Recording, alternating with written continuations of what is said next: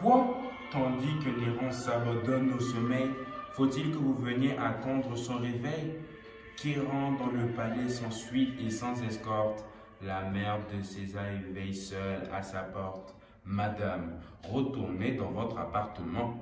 Albine, il ne faut pas s'éloigner un moment. Je veux l'attendre ici. Les chagrins qu'il me cause m'occuperont assez le temps qu'il repose. Tout ce que je prédis n'est que trop assuré.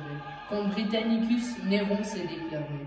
L'impatient Néron cesse de se contraindre. Là de se faire aimer, il veut se faire craindre. Britannicus le gêne à lui, et chaque jour je sens que je deviens importune à mon tour. Quoi? Vous à qui Néron droit le jour qu'il respire, qu'il avait appelé de si loin à l'Empire?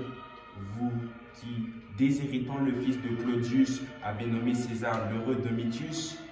Tout lui parle, madame, en faveur d'Agrippine. Il vous doit son amour. Il me le doit, Albine. Tout s'il est généreux lui prescrit cette loi, mais tout s'il est ingrat lui parle contre moi. S'il est ingrat, madame, toute sa conduite marque dans son devoir une âme trop instruite. Depuis 3 ans entiers, qu'a-t-il dit, qu'a-t-il fait, qu'il ne promette à Rome un empereur parfait? Rome, depuis 2 ans, par ses soins gouvernés, au temps de ses conduits, croit retourner.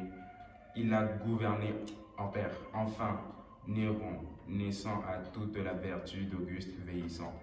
Non, non, mon intérêt ne me rend point injuste. Il commence, il est vrai, par où finit Auguste, mais craint que l'avenir détruisant le passé, il ne finisse ainsi qu'Auguste a commencé. Il se déguise en vain, je lis sur son visage des fiers Domitius, l'humeur triste et sauvage.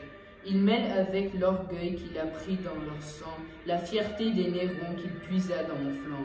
Toujours la tyrannie a d'heureuses prémices. De Rome, pour un temps, Caius fut les délices, mais sa feinte bonté se tournant en fureur.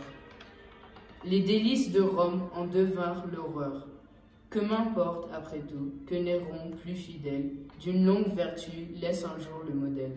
Ai-je mis dans sa main le timon de l'État, pour conduire au gré du peuple du Sénat?